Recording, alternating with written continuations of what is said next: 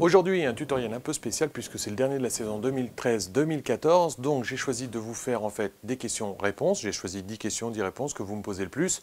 Je vais y répondre, enfin pas tout de suite, dès que j'aurai fini mon café, vous permettez. À tout de suite, je vous y retrouve.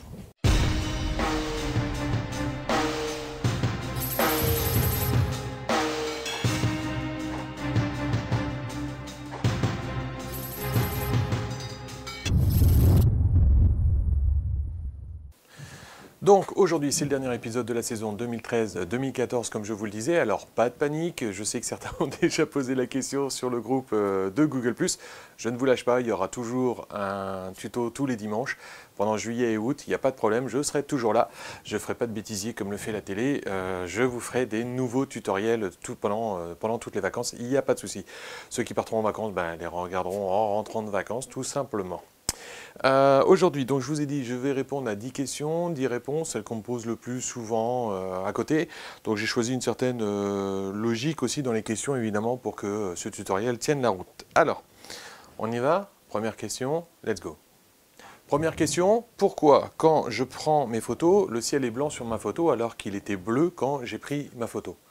Et tout simplement parce que vous vous levez trop tard pendant vos vacances pour prendre vos photos. Non, attends. On va répondre un peu plus en longueur. On n'a pas déjà fini la question-réponse. Donc, pourquoi est-ce que votre ciel est blanc? Eh bien, tout simplement parce que votre appareil photo possède une certaine plage dynamique qui est plus petite que celle de vos yeux. Kezako, qu'est-ce qu'une plage dynamique? Eh bien, une plage dynamique, c'est ce qui va mesurer, on va dire, la différence de ce qui est saisissable en même temps entre une forte luminosité et une basse luminosité. C'est-à-dire qu'en gros, plus les contrastes sont forts et moins ils rentreront dans la plage dynamique de votre appareil photo. Prenons un exemple avec nos yeux. Mettez le soleil ici. Mettez votre main à côté, pas devant, à côté. Eh bien, quand vous allez regarder ce plan-là, avec la main qui, du coup, vous voyez la main, enfin, vous voyez la partie à l'ombre de la main, et ici, en fait, le soleil, vous allez voir qu'à ce moment-là, vous ne pourrez pas voir la couleur de la main. Pourquoi? Parce que vous déplacez la plage dynamique de vos yeux. En gros, il y a une partie trop claire et une partie trop sombre, l'une par rapport à l'autre, et du coup, ça dépasse la plage dynamique de vos yeux. Donc, vous ne pourrez pas voir les deux ensemble. Eh bien, votre appareil photo a les mêmes sortes de limites, et même plus que ça. Admettons que nous soyons dans la nature. La lune noire, pas de spot autour, donc du coup, en fait, la plage dynamique du décor que vous avez en face de vous est là. C'est-à-dire que tout est noir. Au fur et à mesure que le soleil va se lever, admettons qu'en face, on ait des arbres, sous les arbres et évidemment le ciel au-dessus, eh bien la différence entre la partie la plus claire, c'est-à-dire le ciel, et la partie la plus sombre, c'est-à-dire sous les arbres, va se faire de plus en plus grande au fur et à mesure que le soleil se lève. Ce que peut capter vos yeux, c'est à peu près ça. Ce que peuvent capter à peu près nos appareils photo, c'est environ ça. Alors, chaque appareil photo a une plage dynamique différente. En gros, il faut que vous vous retourniez vers le manuel utilisateur de votre appareil pour savoir exactement la plage dynamique de votre appareil photo. Que va-t-il se passer quand le soleil va se lever? Eh bien, en fait, la plage dynamique de votre appareil photo est là. Et ici, en fait, voici la plage dynamique du décor qui se trouve en face. Au fur et à mesure que le soleil va se lever, en fait, l'écart va se faire de plus en plus grand entre la partie sous les arbres et la partie du ciel. Résultat de l'opération, sous nos latitudes, je parle en France, environ 1 heure après le lever de soleil, vous aurez l'équivalent en face de vous, sur la plage dynamique du décor que vous avez en face de vous, à la plage dynamique de votre appareil photo. C'est-à-dire qu'en gros, c'est là qui va être le plus beau, c'est là qui va être le meilleur, on va dire, pour saisir les photos. C'est-à-dire que ça ne dépasse pas les contrastes qu'il peut prendre, puisque en fait, la différence entre le clair et le sombre, ce sont les contrastes. Donc ça ne va pas dépasser les contrastes que votre appareil photo peut saisir. Mais par contre, il y aura suffisamment de contraste pour donner du volume à votre photo. C'est-à-dire qu'en gros, il pourra saisir aussi bien sous le ciel que sous le ciel, excusez-moi, que sous les arbres. Prenons une photo pour vous montrer un peu. Cette photo ici. Quand je l'ai prise, c'était en plein milieu d'après-midi. Paris a des pierres plutôt blanches. Donc du coup, la cathédrale était en plein soleil, ainsi que le pont que vous avez devant. Résultat des opérations, il a fallu que je fasse un choix. Soit j'avais le ciel et la cathédrale comme vous la voyez là, c'est-à-dire correct, et du coup, sous le pont, vous voyez que c'est complètement noir. Soit à la limite, j'avais les pierres sous le pont, mais alors par contre, du coup, la cathédrale et le ciel se seraient tellement confondus, tellement ils auraient été cramés. Là, ici, vous voyez que sous le pont, c'est ce qu'on appelle bouché, c'est-à-dire qu'en gros, j'ai perdu les détails de la partie sombre de ma photo. Moi, à l'œil nu, je voyais les pierres sous le pont. Mais comme la plage dynamique de mon appareil photo est plus petite que celle de mes yeux, eh bien évidemment, dans ces cas-là, je ne peux pas voir ce qu'il y a sous le pont si je décide de voir ce qu'il y a au-dessus du pont. Donc, ce qui s'est passé, c'est que j'ai fait un choix. Alors, en gros, la plage dynamique de votre appareil photo est là, la plage dynamique du décor là, que vous avez sur la photo est ici. C'est-à-dire qu'en gros, soit je prenais ce qu'il y avait sous le pont ici, et dans ces cas-là, toute la partie cramée ici, c'est-à-dire la partie blanche qui est la cathédrale, le ciel et tout ça, eh ben, disparaissait de ma photo, puisque ça dépassait la plage dynamique de mon appareil photo. Soit à l'inverse, je prenais ceci, c'est ce que j'ai fait, c'est-à-dire que le ciel, la cathédrale et tout ça, je récupérais tous les détails, vous voyez qu'il y a même les nuages dans le ciel, et par contre toute cette partie-là, qui est sous le pont, eh bien en fait était trop noire et du coup disparaissait de ma photo. Donc voilà pourquoi votre ciel est bleu, c'est tout simplement parce que vous vous levez trop tard, comme je le disais tout à l'heure, ou alors vous les prenez trop tôt. Il y a 2 heures d'or qu'on appelle en photo, c'est-à-dire en gros tôt le matin, c'est-à-dire en gros 20 minutes avant le lever de soleil jusqu'à 1 heure après le lever de soleil, on va dire sous nos latitudes à nous, et en fait à peu près une demi-heure, 3/4 d'heure avant que le coucher de soleil et à peu près jusqu'à 1 heure après selon ce que vous voulez prendre en photo. Je vous renvoie en fait vers le tutoriel de la photo nuit où j'explique déjà ça en fait dessus. Donc vous l'avez ici le raccourci. Donc n'hésitez pas à le suivre et vous comprendrez en fait non seulement ça et comment aussi vous servir d'un histogramme puisque je l'explique dedans. Voilà pour cette première question. Pourquoi le ciel est bleu? Tout simplement parce que la plage dynamique de votre appareil photo est plus petite que celle de vos yeux et vous vous levez trop tard en vacances.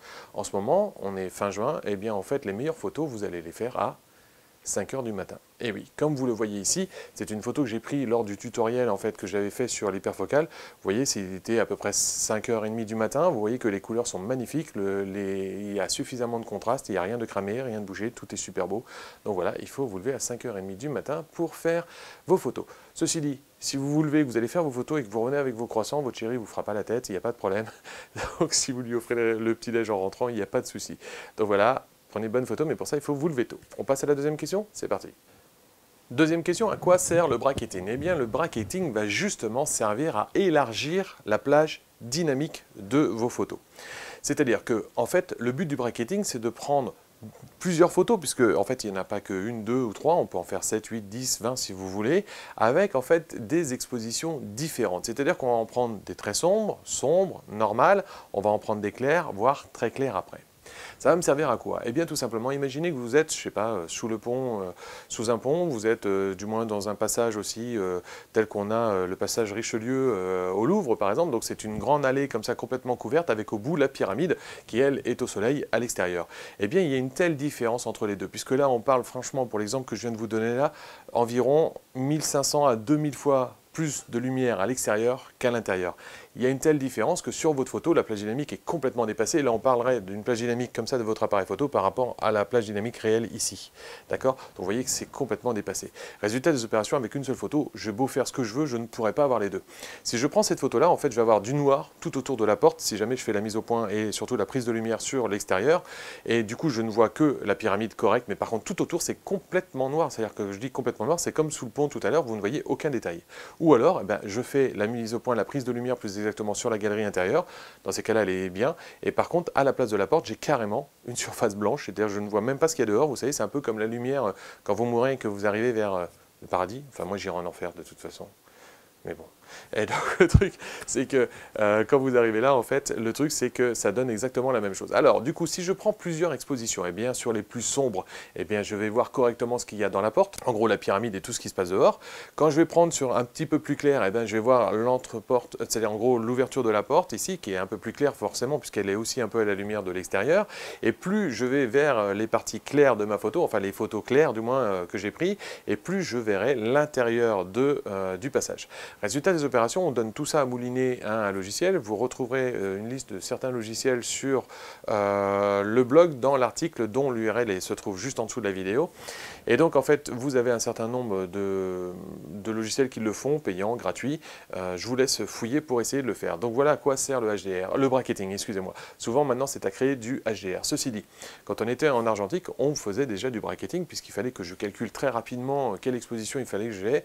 Je ne pouvais pas voir à l'arrière de mon appareil photo le résultat. Du coup, ce que je faisais, je prenais une photo que j'estimais claire, une photo que j'estimais normale, une photo que j'estimais sombre, et du coup, lors du développement, je prenais la meilleure exposition. Voilà pour ceci. On passe à la troisième question. C'est parti. Donc, troisième question. Quelle est la différence entre le RAW et le JPEG? Ah, très bonne question. Alors j'ai une petite anecdote justement. Lors du dernier stage portrait que j'ai dispensé, j'ai posé la question aux 8 personnes qui avaient en face de moi, puisque j'en prends que 8 maximum, 8 personnes que j'avais en face de moi, et je leur ai dit, voilà, vous shootez en quoi? Vous sauvegardez vos photos en JPEG ou en RAW? Et tous ont eu un sourire jusqu'aux oreilles en me disant, mais on shoot en RAW, pourquoi? L'air de dire que le JPEG n'existait pas. Donc ça m'a fait un peu bizarre parce que jusqu'ici, j'ai vu plutôt dans les débutants. Là, c'est vrai que le stage portrait n'est pas fait pour les débutants. Il faut connaître parfaitement son triangle d'exposition pour venir. Eh bien, en fait, dans les débutants, en général, quand on leur parle de RAW, ou c'est plutôt eux qui nous le demandent à quoi ça sert et qu'est-ce que c'est que ce truc-là. Eh bien, je vais vous expliquer. C'est très simple à comprendre. Votre appareil photo, s'il est capable de faire du RAW, prend tout le temps en RAW de toute façon. Même s'il ne sauvegarde pas en RAW, il prend de toute façon tout le temps en RAW. Pourquoi? Le RAW, c'est ce qu'on appelle, en fait, en anglais, c'est le RAW data. C'est-à-dire qu'en gros, ce sont les données pures du capteur que l'on met directement dans un fichier. On n'applique rien dessus, on les met directement dans un fichier. C'est-à-dire qu'un fichier RAW, normalement, ce n'est pas une image. Ce sont des données qu'il faut faire interpréter par un logiciel pour avoir une image à la fin. Que se passe-t-il si vous sauvegardez en JPEG? Eh bien, en fait, votre appareil photo va prendre le RAW, je vous le disais tout à l'heure, et il va sauvegarder en JPEG. Mais entre les deux, il va appliquer tous les filtres que vous avez réglés sur votre appareil photo. Par exemple, il va prendre la balance des blancs que vous avez pris. Il me semble que j'ai prouvé dans ce tutoriel-là qu'effectivement, il fallait faire attention quand on était en JPEG au niveau de la balance des blancs, mais que le RAW ne lui posait aucun problème. Donc, la balance des blancs, et en fait, il va appliquer aussi les contrastes, il va appliquer la saturation des couleurs et tout ça sur votre appareil photo pour passer du RAW vers le JPEG. Et à chaque filtre, en fait, qu'est-ce qu'il fait? Il enlève des informations au fur et à mesure. Résultat des opérations, après, une fois qu'il a fait ça, il ne reste plus que tout ce que vous aviez au départ, moins ce que vous avez filtré au fur et à mesure. Par exemple, si vous prenez vos photos en noir et blanc et que vous shootez en RAW, vous serez surpris à la maison, elles seront en couleur. Parce qu'en fait, il sauvegarde absolument la totalité, il n'élimine rien. Et comme le capteur prend forcément en couleur, à moins que vous soyez sur un Leica M9 Black and White, qui est fait spécialement pour faire que du noir et blanc, mais sinon, normalement, il prend plutôt en couleur votre capteur. Résultat des opérations, eh bien, tout simplement, vous avez tout simplement en fait une photo couleur en rentrant à la maison. Alors une fois qu'il a éliminé tout ça, qu'est-ce qu'il reste? Eh bien imaginez que vous soyez invité chez un de vos amis, qu'il vous invite à manger. Quand vous arrivez chez lui, le repas est déjà prêt, il a déjà tout fait avec les ingrédients, donc résultat des opérations, si jamais vous n'aimez pas trop le truc, eh bien il va falloir faire avec ce que vous pouvez, c'était en gros rajouter peut-être un peu de condiments, du sel, du poivre, de la moutarde, ce que vous voulez, laisser refroidir si vous trouvez que c'est trop chaud, mais vous ne pourrez pas faire grand chose de plus. Maintenant, à la maison, vous êtes chez vous, vous avez les mêmes ingrédients, et bien vous allez pouvoir cuisiner exactement comme vous le désirez. Limite, vous rajouterez des condiments après, mais ça, c'est comme vous le désirez. À la limite, vous pouvez même le faire pendant que vous cuisinez. Eh bien, c'est exactement la même chose, le RAW et le JPEG. Pourquoi? Parce que tout simplement, quand je vais prendre mon RAW, je vais tout sauvegarder dans le fichier. Résultat, j'ai gardé tous mes ingrédients. Quand je prends mon JPEG, comme je vous l'ai dit tout de suite, on applique tous les filtres les uns après les autres. Résultat, il ne me reste plus que ce qui est déjà cuisiné. Donc, pour les retouches, eh bien, tout simplement, en JPEG, vous ne pourrez pas faire grand-chose. C'est pour ça que tous mes tutoriels, je le dis, en fait, je suis tout le temps en RAW. Je ne shoot que en RAW et apparemment, j'ai beaucoup d'élèves qui commencent à shooter aussi que en RAW, en tout cas dans les gens qui reviennent à plusieurs de mes stages. Donc voilà, résultat des opérations, je disais, en RAW, en JPEG, ça va poser beaucoup de problèmes si vous êtes en JPEG pour retoucher vos photos. Par contre, une fois qu'il a éliminé tout ça, ce que fait le JPEG, c'est qu'il va aussi compresser le fichier avant de le sauvegarder. Donc en fait, ce qu'il va faire, il va prendre les photos un peu similaires et il va les compresser, il va les mettre ensemble pour pouvoir compresser le fichier encore plus. Alors ne vous inquiétez pas, votre appareil photo est capable de prendre beaucoup plus de couleurs, de nuances de couleurs que ce que peut voir notre œil. Résultat des opérations, en fait, le fait qu'il en élimine quelques-unes, vous ne le verrez même pas à l'œil nu. Par contre, il va aussi éliminer un peu de plage dynamique puisque la plage dynamique du RAW est plus large que celle du JPEG. Donc ça, c'est un autre problème. Quand vous avez des photos difficiles au niveau de la lumière, prenez plutôt en RAW plutôt qu'en JPEG. Idem, quand vous montez vos ISO, il faut savoir que le RAW gère beaucoup mieux la montée du bruit que le JPEG. Donc, plus on monte les ISO, plus on a du bruit. Résultat, il vaut mieux shooter en RAW qu'en JPEG dans ces cas-là quand vous avez des lumières très difficiles. Les avantages, les inconvénients du JPEG et du RAW. Alors avant, je vais vous montrer comment c'est réparti dans un fichier au niveau des lumières. C'est-à-dire qu'en gros, chaque fichier est réparti de 5 niveaux de lumière, on va dire très clair, normal, et en dessous on a sombre et très sombre. Et en fait, comment sont répartis en fait ces niveaux de lumière-là? On va y mettre dedans en fait les gammes de couleurs, de tons, excusez-moi. Résultat des opérations, voici le tableau. En fait, quand je suis en RAW et en JPEG, la différence est énorme. Vous voyez que dans la partie la plus brillante de votre photo, le ton le plus clair, vous avez 69 gammes de tons dedans, en fait, de stocker dedans en JPEG, alors que vous en avez 2048 en RAW. Je crois que déjà là, tout est dit. Ensuite, après, dans les tons un peu plus sombres, vous avez 50 et 1024 pour le RAW. Pour les tons médians, on va dire, donc vous avez le 37 et le 512, 37 gammes de tons, on va dire, et 512 pour le RAW. Quand on passe dans les tons sombres, on n'en a plus que 27 dans le JPEG et 256 dans le RAW. Et enfin, quand vous êtes dans les tons les plus sombres, vous en avez 20 dans le JPEG et 128 seulement dans le RAW. Qu'est-ce que ça veut dire? Eh bien tout simplement, comme vous le voyez, on élimine énormément d'informations puisque je passe de 4082 gammes de tons à 256 dans le JPEG.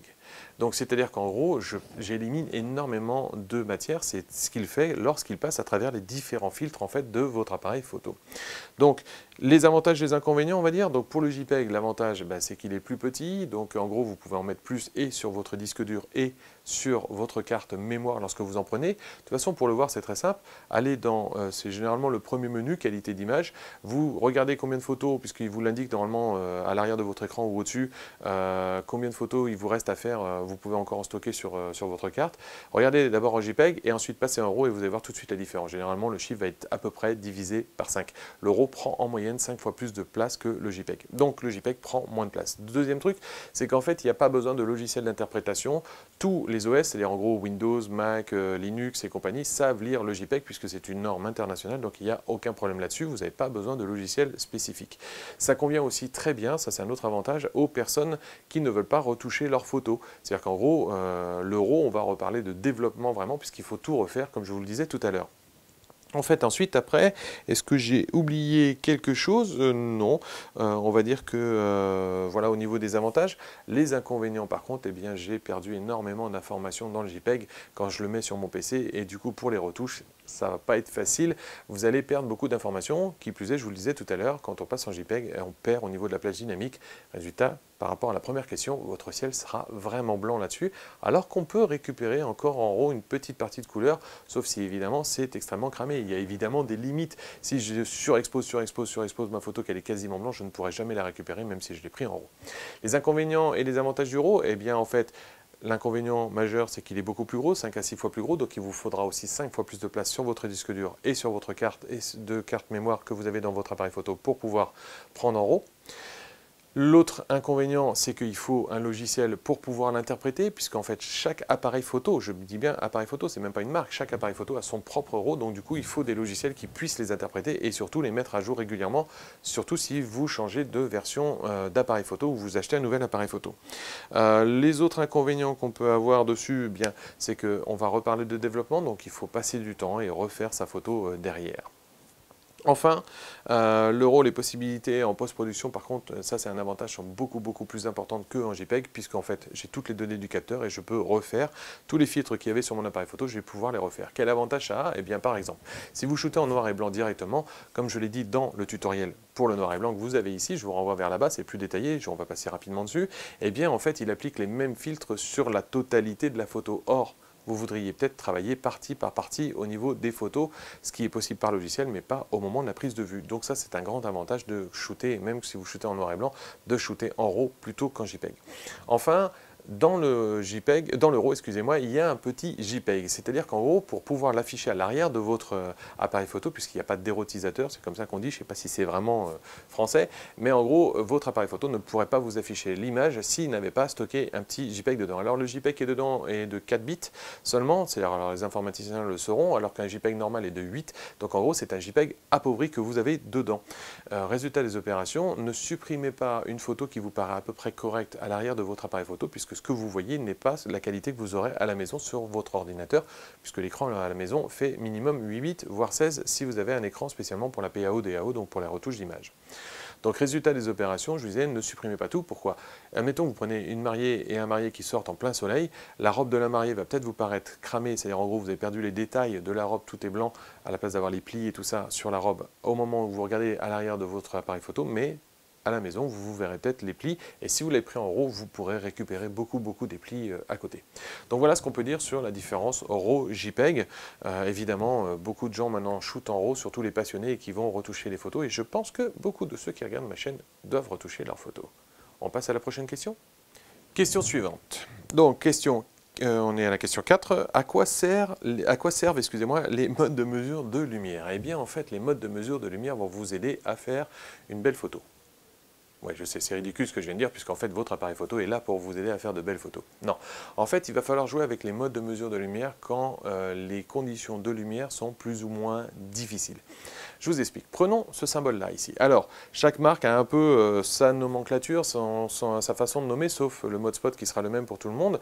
Chez Canon, ce mode-là, on l'appelle le mode évaluatif, et chez Nikon, on l'appelle, c'est pour ça que je regarde, parce que je ne connais pas les Nikon, enfin, je ne connais pas les noms exacts, je connais les Nikon, comment les régler, mais pas le nom exact. On l'appelle le mode matriciel, mode mesure de lumière matriciel. Qu'est-ce que fait ce mode-là? Eh bien, en fait, ce mode-là va prendre 100% de la surface de la photo pour mesurer la lumière. Maintenant, imaginons, vous avez quelqu'un à l'ombre, juste devant un mur, donc en gros, il n'y a pas vraiment de difficulté au niveau de la lumière. Il y a une certaine luminosité assez uniforme, on va dire, sur toute la photo. Résultat des opérations, vous pouvez prendre ce mode-là sans aucun problème.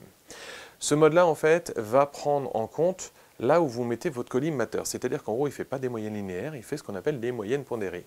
Eh oui, il fallait écouter vos profs de maths. Eh bien, en fait, en gros, qu'est-ce qu'il va faire? Il va faire, en fait, qu'est-ce que c'est du moins, on va dire, qu'une moyenne pondérée? Une moyenne pondérée, prenons un buvard, laissons tomber une goutte d'encre dessus. Eh bien, là où l'encre est tombée, ça va être très dense, et au fur et à mesure que vous allez vous en éloigner, vous allez avoir une chose beaucoup plus diffuse au niveau de l'encre. Eh bien, une moyenne pondérée, c'est la même chose. C'est-à-dire qu'en gros, il prend 100% de la surface de la photo pour mesurer la lumière, mais si vous mettez votre collimateur d'un côté, eh bien, il va prendre beaucoup plus en compte la luminosité qui est ici que la luminosité qui est de l'autre côté de votre photo. Voilà à quoi sert ce mode matriciel ici. Alors, je vais parler plutôt de mode 100% et ainsi de suite, parce que sinon, en fait, les Nikon X ou les Canon X vont faire la tête. Donc, en gros, pour le mode évaluatif matriciel, il prend 100%. Pour les modes d'après, là, selon les appareils photo, ça va changer un petit peu. Donc on a en fait le mode sélectif, ou chez Nikon, ils appellent ça le pondéré central. Alors ce qui est assez drôle, puisque le pondéré central chez Canon, c'est un autre mode de mesure de lumière. Donc ici, en fait, on va ne prendre plus que entre 5 et 8% selon les appareils photo. Je vous renvoie vers la notice de votre appareil photo pour le savoir. Ça dépend de la qualité. On va dire que des hauts de gamme comme celui-ci, encore plus comme le Mark III qui est en train de filmer, eh bien vont limiter encore plus le pourcentage que les entrées de gamme à côté. Donc en gros, qu'est-ce que ça va faire? Eh bien, quand vous allez prendre ce mode-là, en fait, qui ne prend que 5 à 8% de la photo, il va prendre que 5 à 8% de la photo pour mesurer la lumière. C'est-à-dire qu'en gros, tout le reste de la photo, il n'en prend pas compte du tout. Alors, je vous disais tout à l'heure, il y a une différence entre, par exemple, Canon et Nikon. Canon et Nikon, différence, c'est que chez Nikon, en fait, il va continuer à prendre dans tous les modes, que ce soit le 100%, le 6%, et on va voir tout à l'heure le mode spot qui prend que 3 à 5%. Eh bien, en fait, et encore moins que ça, puisque celui qui est en train de filmer, il est à moins de 2%, celui-ci est à 2,3 ou 4, entre 2,3 et 3,5%, je ne sais plus exactement. Eh bien, en fait, pour le mode 6% là, ici, c'est comme ça que je vais les appeler, eh bien, qu'est-ce qu'il va faire? Il va prendre en compte, je vous disais, juste là où vous avez votre collimateur et pas l'autre, chez Nikon. Il le prendra toujours, peu importe où vous mettez votre collimateur. Par exemple, si je le mets à gauche, alors à gauche pour vous, et si je le mets à droite, il va prendre en compte plus la gauche ou plus la droite selon là où je l'aurais mis. Chez Canon, du moment que ce n'est pas le 100%, tous les autres modes, eh bien en fait c'est par rapport forcément au centre de la photo. Donc il faut que vous mettiez votre collimateur au centre. Alors ceci dit, si vous shootez en mode manuel, c'est pas compliqué du tout, pour la bonne raison, c'est que du coup, vous soyez, moi c'est le mode que j'utilise le plus, le 6%, mais que vous soyez dans ce mode-là ou en mode spot, vous verrez que ça ne fait absolument aucune différence, puisque vous allez pouvoir orienter votre appareil photo, vous réglez d'abord votre luminosité, et après à la limite, vous pouvez changer votre collimateur une fois que votre luminosité est réglée. C'est ce que j'apprends dans le premier stage débutant, en 9 heures, ils savent le faire, donc je ne vois pas pourquoi les autres personnes n'y arriveraient pas. En fait, les professionnels aujourd'hui shootent que en mode manuel, bien évidemment, et donc ça ne nous pose aucun problème. Par contre, effectivement, si vous utilisez le mode priorité ouverture, priorité vitesse, eh bien faites attention quand même, c'est par rapport au centre de la photo chez Canon. Chez Nikon, il continue à prendre n'importe quel endroit du moment où vous bougez votre collimateur. À quoi ça va servir? Imaginez que je sois dos à une vitre. Derrière moi, 1200, entre 800 et 1200 fois plus de lumière que sur mon visage. Résultat des opérations, si vous prenez 100% de la surface de la photo, eh bien c'est tellement puissant derrière que, résultat des opérations, mon visage va paraître sombre. Pourquoi? Eh bien prenons un exemple. Prenons 4 voitures qui passent à 5 km/h. Résultat, moyenne des voitures, 5 km/h. Maintenant, prenons une moto qui passe à 200 km/h. Résultat, moyenne des 5 véhicules, 44 km/h. Et oui, pourquoi? Parce qu'il y a ce qu'on appelle en photo un point chaud qui a faussé totalement ma moyenne. Eh bien, c'est ce qui se passe quand vous avez une personne dos à une vitre. Là, ici, 800 fois, 1200 fois moins de lumière et du coup, beaucoup plus derrière. Si je prends 100%, même si je mets, du coup, si je prenais 100%, vous imaginez, le visage est très très sombre. Maintenant, si je prends plus que 6%, eh bien, en fait, le visage va être beaucoup plus éclairé. Pourquoi? Parce que du coup, la moyenne, on va surtout la faire sur le visage. Alors, je vous ai, chez Canon, vous visez d'abord au centre, vous réglez votre luminosité. Je conseille le mode manuel, ça c'est le mieux. Ou sinon, si vous êtes en mode priorité ouverture, priorité vitesse, vous visez au centre, vous mémorisez, vous bougez tout de suite. Ça se fait très très vite. En moins d'une seconde, vous l'avez fait. On peut se servir de nos doigts pour le faire sans aucun problème. Résultat des opérations, eh bien en fait, vous mesurez d'abord et vous prenez. Résultat, je vous disais, il va un peu plus surexposer la photo pour la bonne raison, c'est que du coup, il va surtout prendre beaucoup plus sur le visage et beaucoup moins derrière. Le dernier mode, le mode spot, celui-ci s'appelle tout le monde, enfin le dernier mode, il y en a encore un autre, mais il n'est pas sur tous les appareils photo. Le mode spot, donc ce symbole-là ici, sert à quoi? En fait, il va ne prendre plus que 3%, alors je vous disais moins sur les hauts de gamme, mais plus que 3% à peu près de la photo pour mesurer la lumière. Résultat des opérations, eh bien, il va surtout prendre le visage, si on reprend le cas de la personne en contre-jour. Par contre, nos appareils photo ne savent pas faire une chose, c'est-à-dire en gros continuer à éclaircir le visage mais pas l'arrière-plan. Résultat, il va éclaircir la totalité de la photo. Donc plus le visage va être éclairé correctement, plus derrière ça va être blanc. Blanc pourquoi? Parce que justement par rapport aux questions qu'on a répondues tout à l'heure, la plage dynamique va être dépassée entre l'arrière-plan et le visage. Le visage est là dans les sombres, l'arrière-plan dans la rue dehors c'est là. Résultat, voilà, plus je vais éclairer, en fait en gros au début quand je suis à 100% il va prendre ça et plus je vais éclairer le visage ici, et plus évidemment ici c'est complètement cramé. Donc vous ne pouvez pas avoir et le visage et l'arrière-plan correct, sauf si vous utilisez un flash. Mais ça, on verra ça un autre jour. Donc voilà pour les modes de mesure de lumière, ce qu'on peut en dire en général. Quand les utiliser, c'est simple. Plus j'ai un contraste fort entre mon sujet et ce qui l'entoure, plus je dis à mon appareil photo, ne prends qu'une toute petite partie de ma photo pour mesurer la lumière. Et du coup, il est beaucoup plus précis. Évidemment, votre appareil photo n'est pas aussi intelligent que nous. Enfin, j'espère. Et du coup, en fait, il fait des moyennes pour essayer de faire quelque chose de plus intelligent. Et encore, c'est des moyennes pondérées, pas linéaires, ce qui fait que c'est encore un peu plus intelligent. Voilà ce qu'on pouvait dire là-dessus. On passe à la question suivante. Alors, question suivante. Quand faut-il se servir de la compensation d'exposition? Eh bien, en fait, la compensation d'exposition dépend directement du mode de mesure de lumière. La compensation d'exposition, c'est la petite réglette que vous voyez là. Chez Canon, elle est affichée tout le temps dans le viseur quand vous regardez sur vos réflexes. Alors sur les hybrides et les bridges, en fait, elle est soit comme ça, soit en fait c'est un chiffre qui est marqué 0, 0,3, 0,7, 1, 1,3, 1,7 et ainsi de suite. Selon les appareils photo, ils peuvent varier de -2 à +2 à -5 à +5 selon les appareils photo. À quoi ça va me servir? Eh bien, en fait, je vais d'abord décider, comme je vous disais à la réponse d'avant, le mode de mesure de lumière, en gros la surface de la photo où je veux mesurer ma lumière, et ensuite après, qu'est-ce que je vais faire? Je vais tout simplement jouer avec la compensation d'exposition en lui disant, sur cette surface-là que tu viens de prendre, ici la mesure de lumière, c'est en gros il y a un posemètre dans votre appareil photo qui mesure la lumière qu'il a devant lui, selon la zone que j'ai choisie, eh bien sur cette zone-là, prends plus clair ou moins clair que ce que tu as mesuré. Prenons un exemple tout simple. Vous êtes en sport d'hiver, il y a un ciel nuageux blanc en haut, de la neige en bas. Résultat des opérations, pour lui, c'est trop blanc. Pour votre appareil photo, le blanc pur, normalement, c'est un gris à 18%. Résultat, qu'est-ce qu'il va faire? Eh bien, il va essayer d'éclairer pour avoir un gris à 18% au lieu du blanc. Donc, votre photo va être terne, votre neige va être terne et votre photo va être légèrement sombre. Du coup, qu'est-ce que je vais faire? Eh bien, je vais lui dire, en fait, surexpose un peu la photo, c'est en gros prends plus clair que ce que tu as mesuré pour avoir quelque chose de correct. Donc je vais monter ma compensation d'exposition d'un tiers ou 2 tiers, plus exactement on va plutôt être entre 2 tiers et 1, plus 1 niel à côté. Alors plus 1 niel, faites attention, ça veut dire 2 fois plus clair. 2 fois plus clair, moins 1 IL, vous l'avez compris, c'est 2 fois plus sombre, plus 2 IL, vous l'avez compris, c'est 4 fois plus clair, et moins 2 IL, c'est 4 fois plus sombre.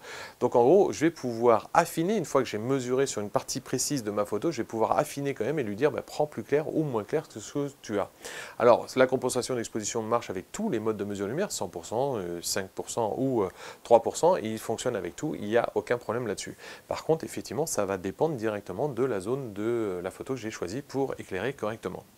Donc voilà, quand jouer sur la profondeur de champ, par exemple sur les visages des enfants, on va surexposer légèrement exprès pour faire des visages plus doux. C'est-à-dire que même si c'est une chipie à côté, vous allez pouvoir faire un visage d'ange avec la personne.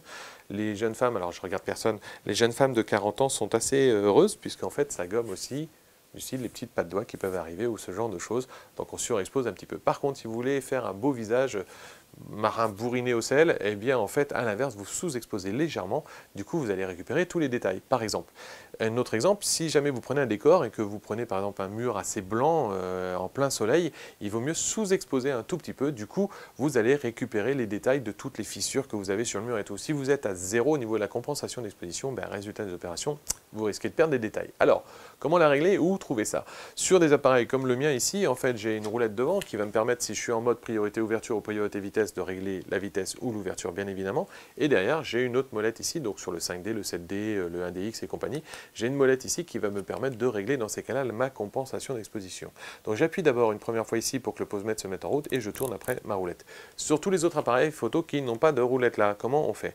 Alors admettons que votre roulette ici, quand vous êtes en priorité ouverture par exemple, vous changez votre ouverture avec la roulette ici, eh bien vous avez un bouton plus-moins comme ici, là que vous voyez à côté, qui va se trouver forcément sur votre pouce derrière. Pourquoi? Parce qu'il faut appuyer et le pouce et tourner la molette en même temps. Donc en gros, vous appuyez une fois mi-course pour mesurer, ensuite vous appuyez sur le bouton plus-moins et vous tournez votre molette pour l'augmenter ou la baisser. Si votre molette est derrière, ne paniquez pas, c'est que le bouton est forcément au-dessus, puisque en fait il faut appuyer dessus-dessous. Donc ça pour les réflexes. Pour les bridges et les hybrides, en général, vous avez une petite molette qui va vous permettre de changer aussi l'ouverture et la vitesse.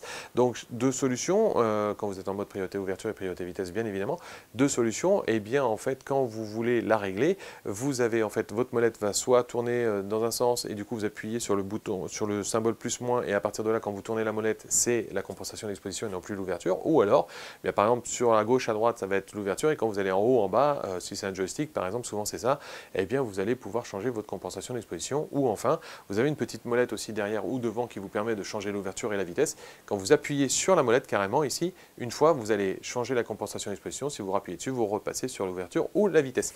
Pour le mode manuel, puisque j'espère que vous êtes tous en mode manuel, non? Alors, si vous n'avez pas fait de stage chez moi.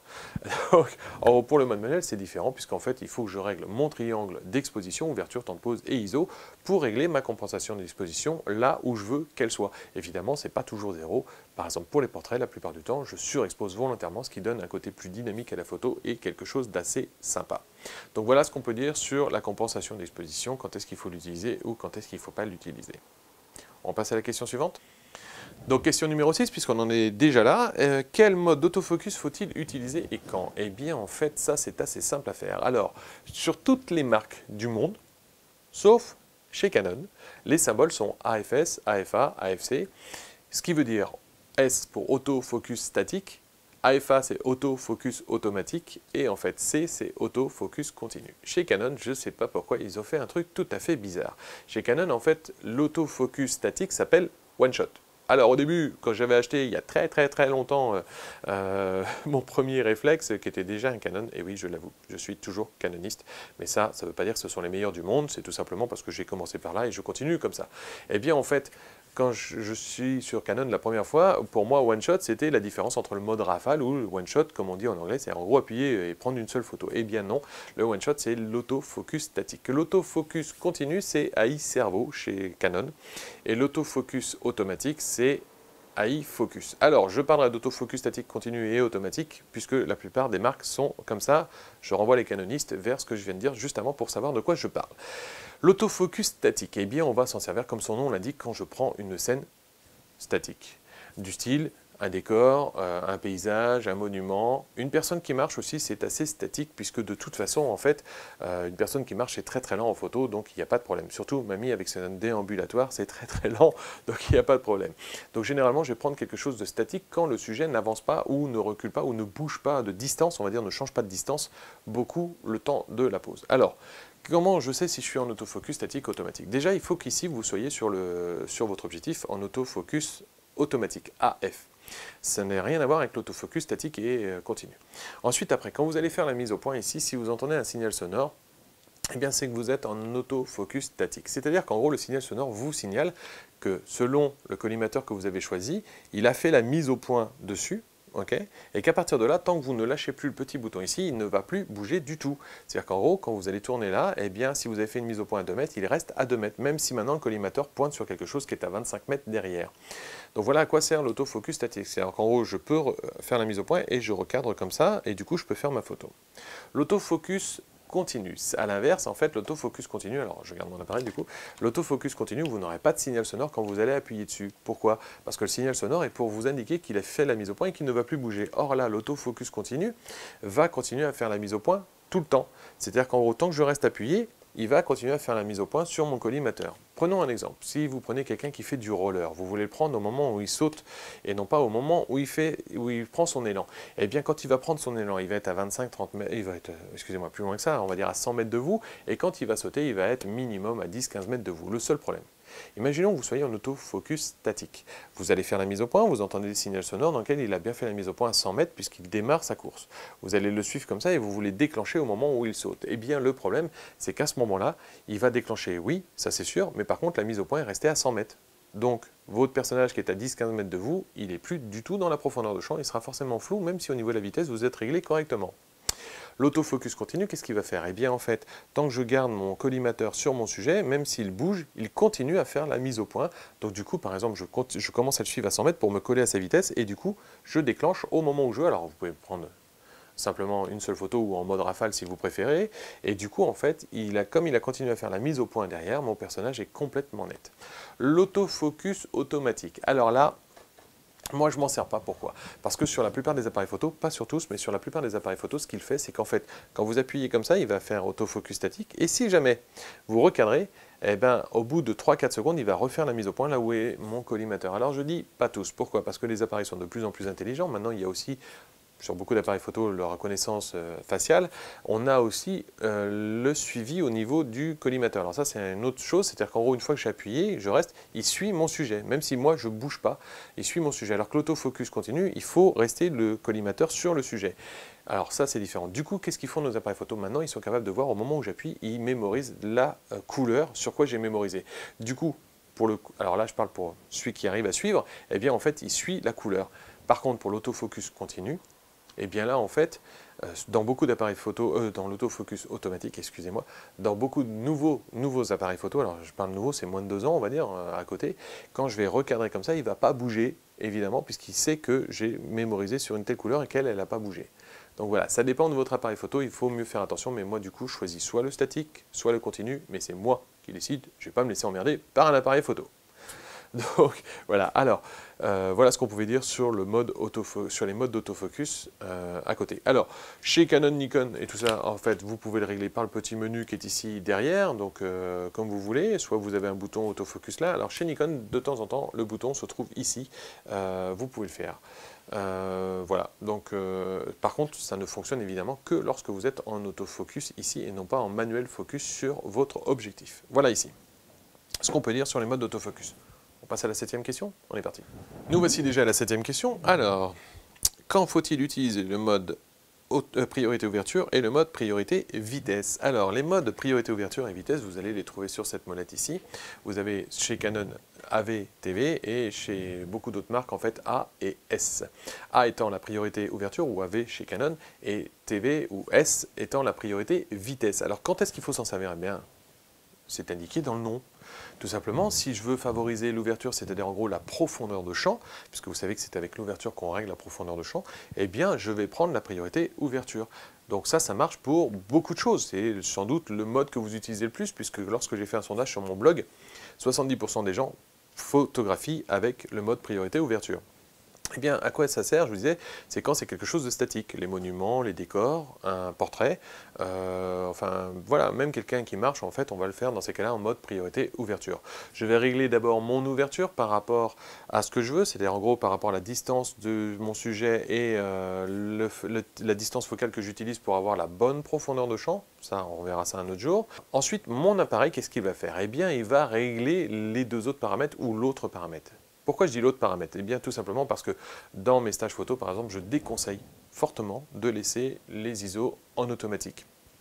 Ce qu'il va faire souvent, c'est qu'il va monter inutilement beaucoup les ISO, donc il va dégrader énormément la photo pour rien du tout. Donc évitez de laisser les ISO en automatique. Donc si vous laissez les ISO en automatique, eh bien en mode priorité ouverture, vous contrôlez l'ouverture et votre appareil photo va ajuster la vitesse et et les ISO selon la luminosité qu'il a en face. En gros, il va dire bah, tu veux ouvrir à temps, ok, bah, vu la luminosité que j'ai en face, il va falloir que j'aille à telle vitesse et que j'augmente à temps mes ISO. Donc je vous disais, ne laissez pas les ISO en automatique, c'est mieux.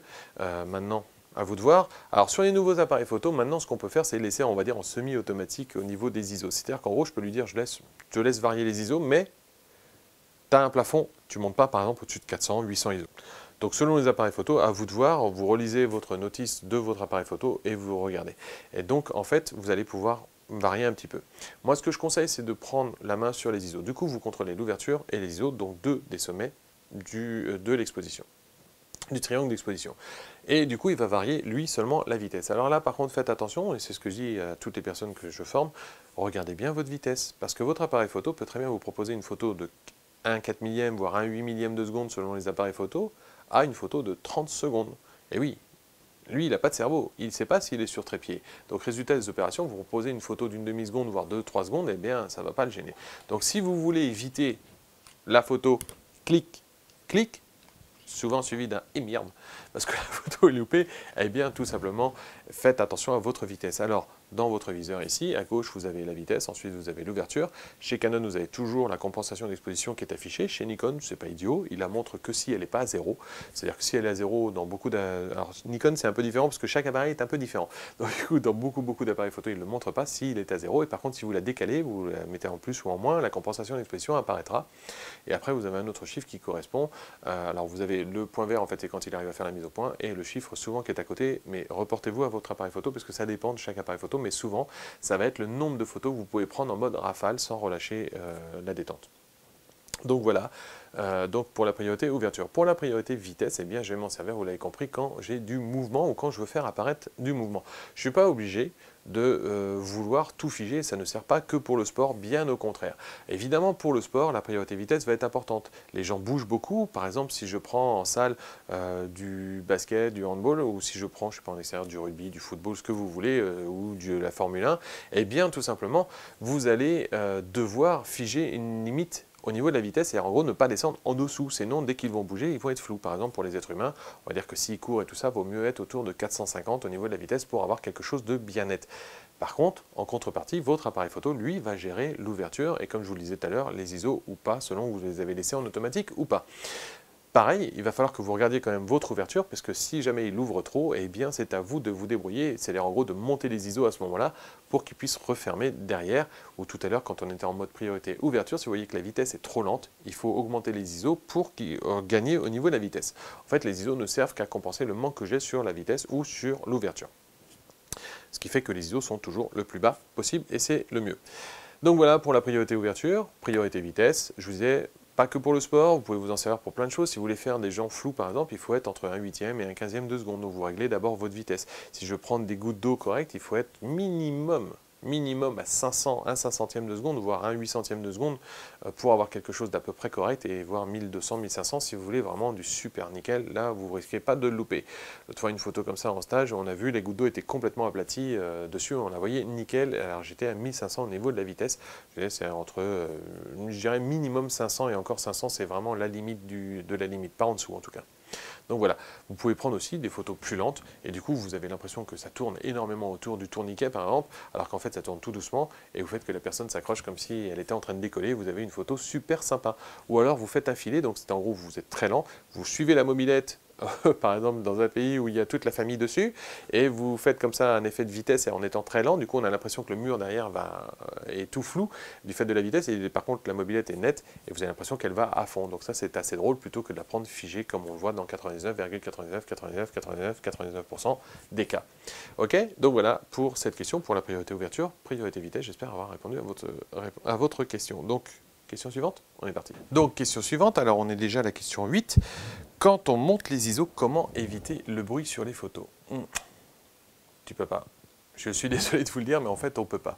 Alors, la quantité de bruit va dépendre aussi de la taille de votre capteur, puisqu'en fait, le bruit, la quantité de bruit est inversement proportionnelle au nombre de photons que peut capter votre capteur. Résultat des opérations, imaginons.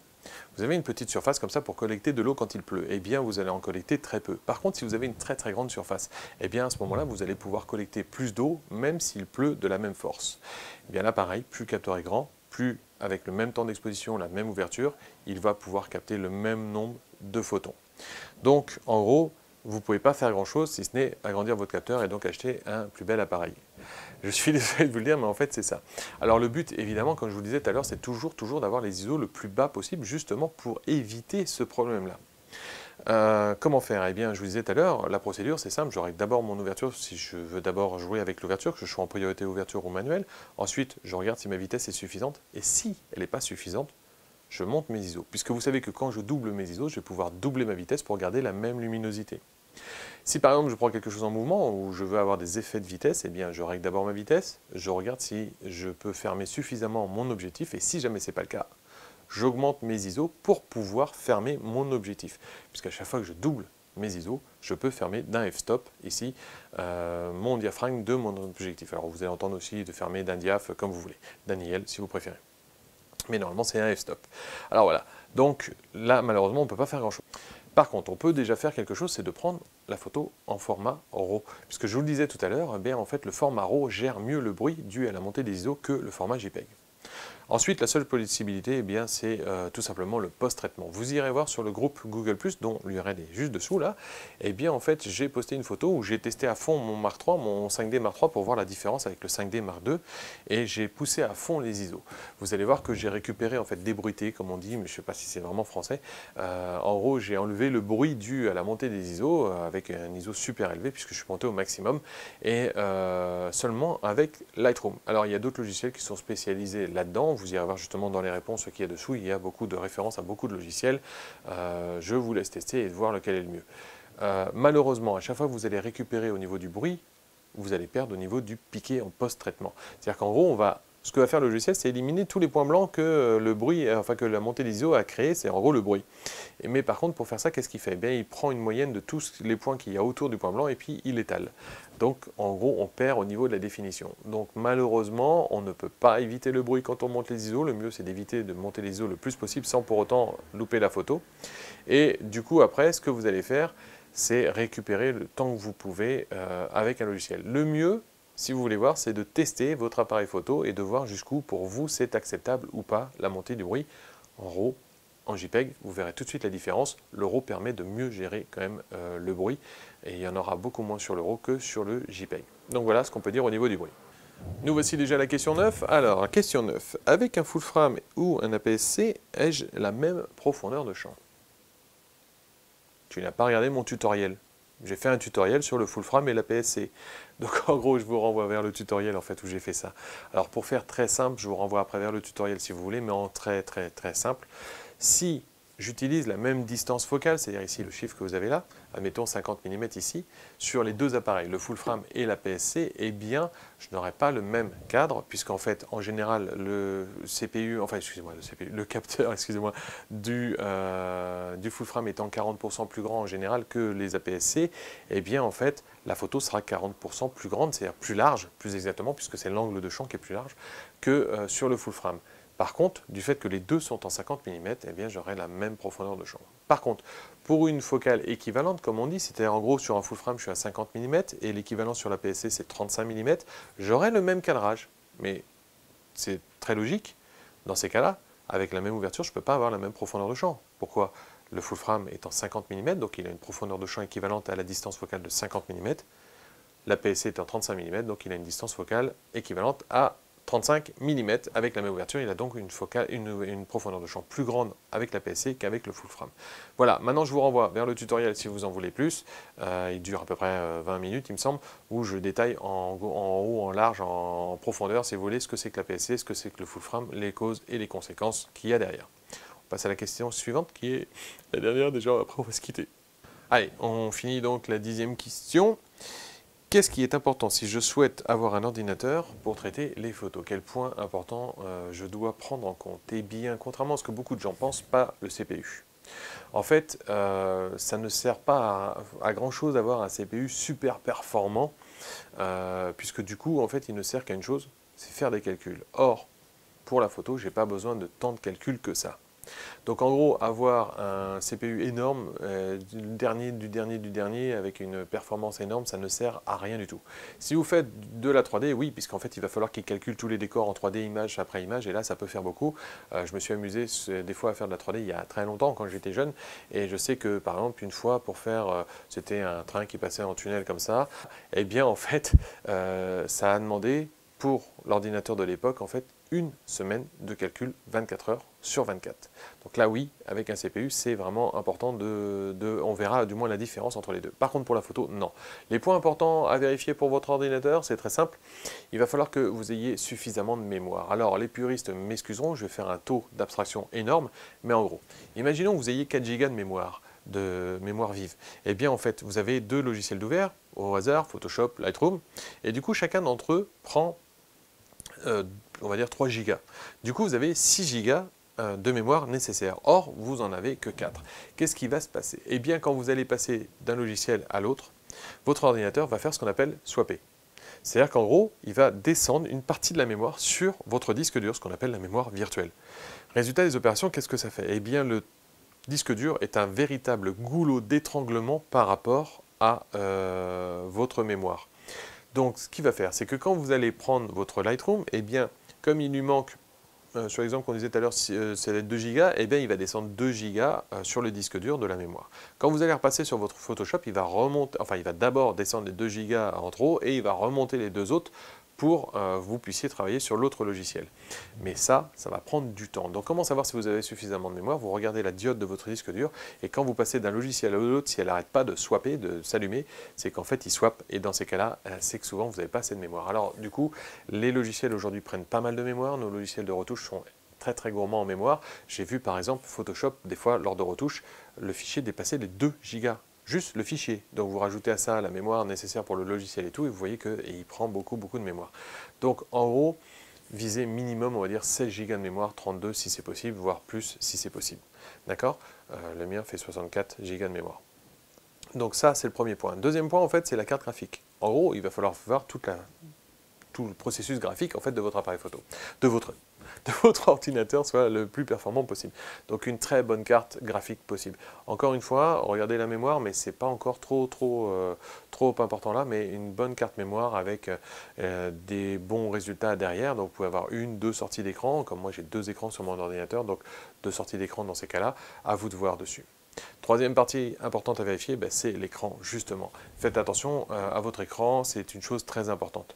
Le truc c'est que nous, alors il y a deux sortes d'écrans, souvent il y a les écrans en 8 bits et les écrans en 16 bits. Alors la plupart des ordinateurs ont un écran 8 bits, que vous soyez sur Mac ou sur PC.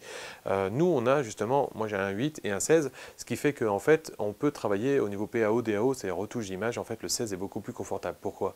Parce que le 8 bits correspond à la qualité du JPEG, alors que le 16 correspond à la qualité du RAW, puisqu'il est codé sur 14 bits le RAW. Donc voilà, ceci dit, faites attention, les 16 bits valent très cher par rapport aux 8 bits, donc c'est pour ça que la plupart du temps, ils ont un 8 bits et ça suffit amplement dans 99% des cas. Donc, résultat des opérations, faites attention à ça. Enfin, dernier truc, moi ce que je ferais à votre place d'acheter un super CPU qui vaut super cher, c'est de prévoir en fait une sonde pour calibrer votre écran. Et ça, c'est très important. Moi j'utilise la Spider, comme vous voyez ici. En fait, qu'est-ce qu'il fait? Eh bien, il est fourni avec un logiciel qui va envoyer un certain nombre de couleurs bien précises.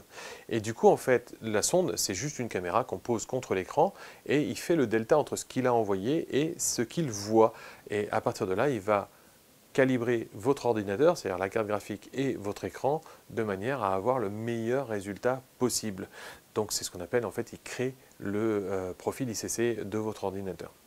Le résultat des opérations, franchement, ça c'est quelque chose de primordial. Mais c'est vrai que ça va vous coûter entre, on va dire, les moins bonnes 89-90 € et les meilleures peuvent monter à 250 €.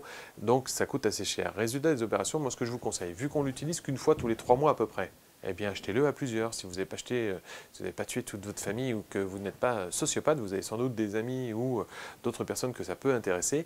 Et dans ces cas-là, achetez-le à plusieurs. Du coup, vous pouvez vous en servir et vous le passez tous les 3 mois. Pour régler et pour calibrer votre écran, par contre, il va falloir attendre qu'il soit chaud. Et oui, parce que tout le temps qu'il chauffe, eh bien en fait, il bouge, comme on dit. C'est-à-dire qu'en gros, le résultat des couleurs et des lumières ne sera pas exactement le même. Le truc, c'est qu'avant, avec nos vieux appareils photo, avec nos vieux écrans super lourds et avec des diodes et tout ça, enfin avec des ampoules et tout ça, et ça chauffait très très vite. Et c'était même le problème, on consommait beaucoup plus à émettre de la chaleur qu'à faire la fonction dont on attendait de l'écran. Mais par contre, maintenant, avec les nouveaux écrans, ils chauffent beaucoup moins vite. Donc, au lieu des 5-10 minutes avant qu'il fallait, là, il va falloir que vous attendiez au moins une demi-heure avant de calibrer votre écran. Donc, commencez à aller voir vos mails, checker sur Internet si votre équipe de foot a gagné. Et après, revenez sur le calibrage de votre écran. Et je vous dis, c'est à peu près tous les 2-3 mois qu'il faut le faire. Parce qu'en fait, pareil, un écran, quand il vieillit, il bouge un peu. Mais bon, tous les 2-3 mois. Les nouvelles sondes, comme celle que j'ai par exemple, prennent aussi en compte la lumière ambiante. Donc là, vu que je filme, j'ai une lumière extrêmement forte par rapport à ce que j'ai habituellement, donc je ne ferai pas le calibrage à ce moment-là, mais par exemple, il va vous dire, faites attention, vu la lumière ambiante, en fait, c'est un peu trop sombre ou un peu trop clair par rapport à ce que vous voulez, et par exemple, si vous voulez calibrer pour régler vos photos, vous verrez qu'il vous dira qu'une lumière trop forte autour n'est pas bon. Alors sur le 7 bits, eh bien, par exemple, j'ai un cache autour de mon écran pour au plus avoir une lumière constante sur mon écran, voilà, mais je vous disais, ce genre d'écran vaut très cher. Donc malheureusement, ce n'est pas à la portée de tout le monde et puis ce n'est pas forcément nécessaire non plus, ne vous inquiétez pas. Donc calibrez bien votre écran, c'est beaucoup plus nécessaire. Donc gardez peut-être quand vous achetez votre ordinateur un petit pourcentage pour acheter cette sonde-là. Et franchement, vous ferez des photos magnifiques si vous calibrez correctement votre écran. Voilà, c'était la 10e question. On passe à la conclusion. Donc pour finir, eh bien en fait, j'ai répondu à vos 10 questions, j'espère que j'ai bien répondu et que ça vous a aidé. Je vous rappelle que c'est le dernier de la saison, mais je ne vous quitte pas. Je tiens à vous, donc je ne vous quitte pas. Je serai là tous les week-ends pendant juillet et août, il n'y a pas de problème, des tutoriels sont prévus, il n'y a pas de souci. Et puis en septembre, on modifiera un peu l'éditorial, j'ai quelques idées, mais bon, j'en parlerai quand ce sera fixé. Pendant juillet et août, sans aucun doute, j'ai encore 2 mois à travailler correctement dessus pour faire quelque chose d'assez précis. Et puis je vous en parlerai à ce moment-là. Ceci dit, d'ici là, eh bien n'oubliez pas que Deviens photographe, c'est aussi une page fan sur Facebook, un compte sur Twitter. C'est aussi une newsletter où il y a énormément de monde maintenant et j'envoie des milliers de mails toutes les semaines. C'est aussi un groupe sur Google+, et on est de plus en plus nombreux. On est de plus en plus de ouf à être sur ce groupe-là, mais c'est génial parce que franchement, toutes les questions reçoivent des réponses, donc ça, c'est pas mal. Et puis, c'est aussi une page fan sur Google+, et enfin, c'est aussi une chaîne sur YouTube, mais ça, je ne doute pas que vous y soyez déjà inscrit. Donc, je vous disais, bonnes vacances, bronzez bien, éclatez-vous bien surtout, et puis surtout, ramenez des belles photos, et je dirais même, essayez de vous éclater en faisant de belles photos, revenez avec des belles photos que vous pourrez travailler, trier correctement, et puis voilà. Donc à la prochaine, amusez-vous bien, bon shoot, et puis à bientôt.